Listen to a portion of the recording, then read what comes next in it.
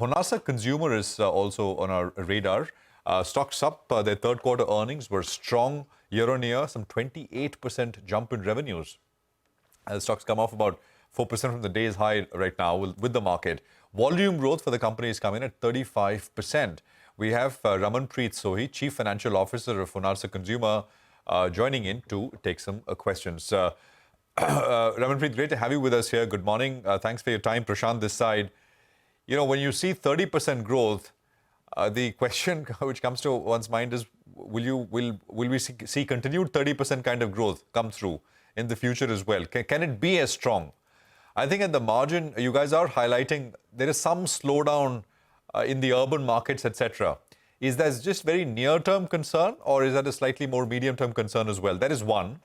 And if you can detail out what has been the growth for the Mamaearth brand for the third quarter and for the 9-month period as well. Go on. Sure. Hi. Good morning to you, and thanks for having me here. So I think, like you said, of course, I think we've delivered, a strong quarter. We do, of course, see, some level of demand softening, especially in last 3 months during the festive season hasn't panned out well. The e-commerce platforms are also seeing some bit of softening. Of course, also, what was sort of impacting rural markets earlier, we are seeing now sort of trickle down to urban markets as well. So I think, our focus is to continue to focus on building up brands, continue to expand our omnichannel distribution, and continue to focus on delivering 2 to 2.5 times faster growth than the markets. And I think the other question on Mamaearth growth. So I think we don't, of course, disclose brand-led level growths, but I think it continues to deliver double-digit kind of value growths and sort of teens volume growths for the brand. So of course, as we see some headwinds, there could be some challenges from sort of continuing the similar momentum, but very clearly we'll continue to drive growth and grow faster than the market, at least 2 to 2.5 times faster than the market is how we see things unfold for us. Ramanpreet, for Mamaearth, in the ballpark, is it 9-10% growth, 9-month period? For the 9-month period, because it's a large chunk of your business, 60-65%. Yeah. Yeah, I think, I mentioned that, right? So, we don't really comment on specific brand growths, but I think it's a double-digit kind of growth and teens kind of volume growth. So volume growth is ahead of value growth as we sort of focus on driving penetration.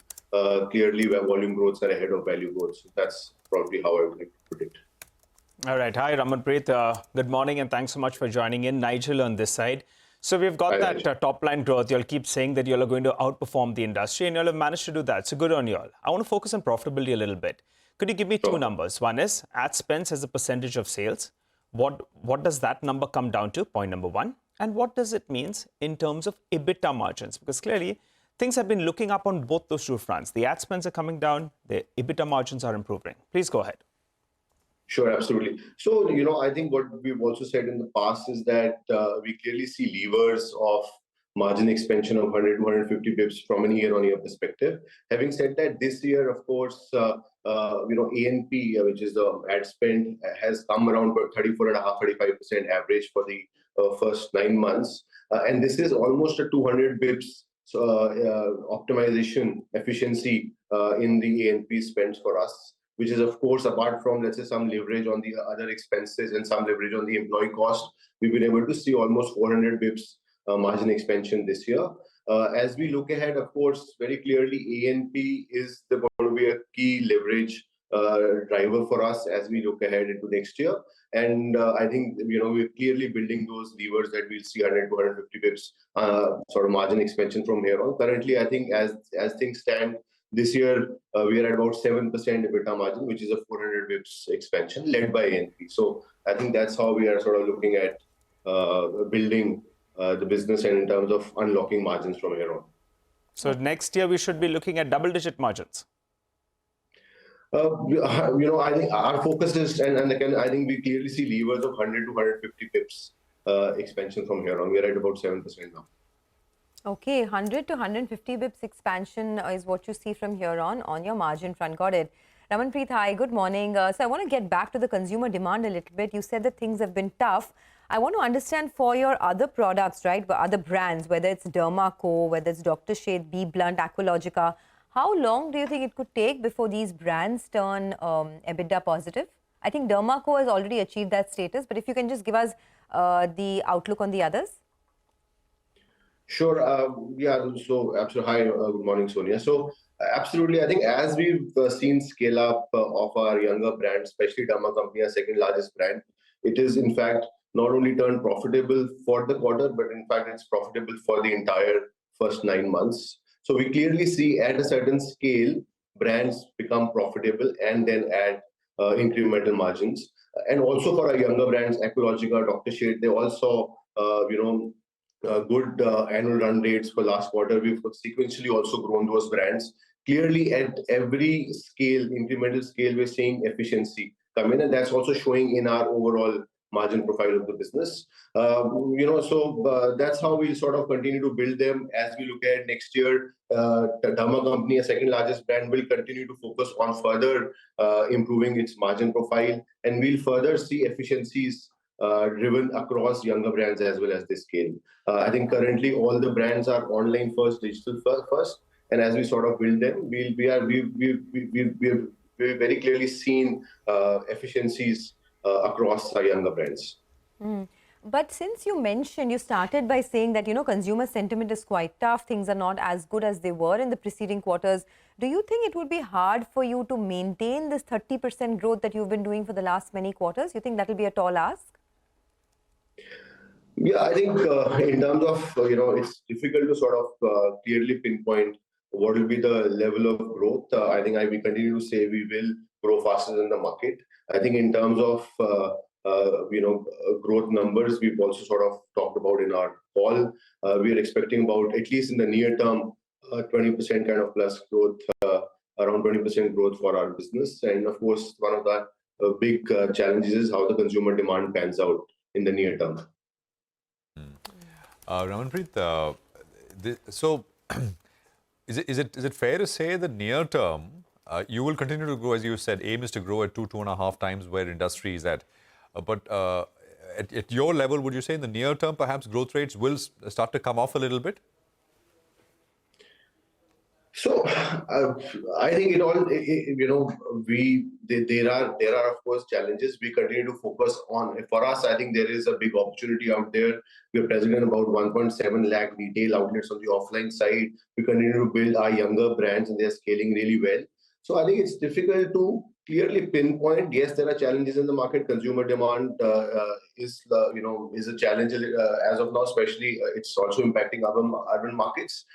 We see some level of growth sort of coming off, but clearly, the level of growth that we are at, we will continue to be much faster and ahead of the curve. But at the same time, also continue to build the business efficiently as we look ahead. All right, Ramanpreet, what about market share? In the face wash as well as shampoos, I think there has been some increase in market share. What's the targets out here? No, I think that the clear targets, I think on the market share side, both face wash and shampoos, we continue to sequentially also see some level of market share improvement. Our household penetration data is also giving us a lot of confidence, and there also we've seen good wins on the penetration side. I think the focus is to continue to reach more and more consumer, continue to get into more and more households across the country as we expand our distribution through the offline platform for Mamaearth, and as we further deepen our penetration on the online platforms through our younger brands. So I think that's the focus. Our focus is to continue to gain market share. We are, of course, at a level where there is a clear headroom for market share expansion. So you told us that Dermaco has been profitable for 9 months of FY24 and there is growth in the other brands as well. But I was asking you about profitability of the other brands. So whether it is, Dr. Shades, Be Blunt or Aqualogica, by when do you think you can get to profitability for these brands?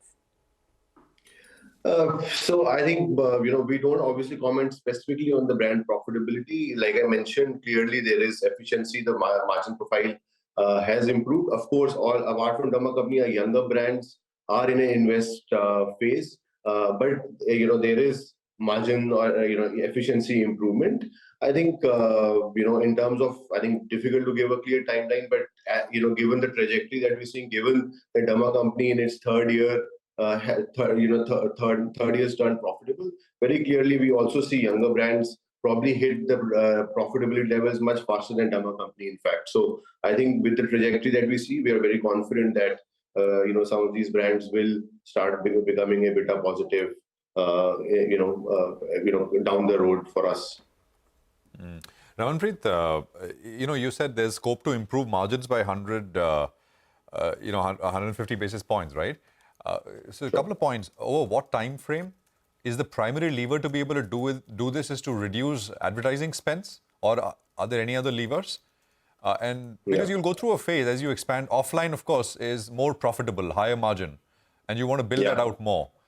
But that also requires investment. So just trying to understand how this is going to go on the margin front. Sure. No, so I mentioned about 100 to 150 bips. So I think we have clear levers. A&P marketing spends are going to be the biggest efficiency driver. When we say, that's the biggest lever. I think you mentioned that you're going to reduce A&P. We're not going to reduce A&P. A&P from an year-on-year basis at an absolute level will actually increase, because I think we are investing behind brands. We want to ensure that our brands are well invested, and as we sort of continue to expand our market share, of course, at an absolute level, there will be an increase, but as a percentage of sale, there will be unlocking, which will, of course, help unlock margins. I think the biggest lever is going to be A&P for us, as we see efficiencies across younger brands, as we see our largest brand further deepen penetration on the offline side. We clearly see efficiency kicking in on the A&P side, and also there will be some leverage across other aspects of the P&L, but the biggest lever will be a marketing spend for us. All right, we'll leave it there, Ramanpreet. Great speaking with you. Good luck with the business, and it's a pleasure having you with us here on CNBC-TV18. Thank you very much. That's Honasa. Stocks up 2%, 2.5% in a market which is not up. It is down. We're down, at the day's lowest point. It's a 65-point cut.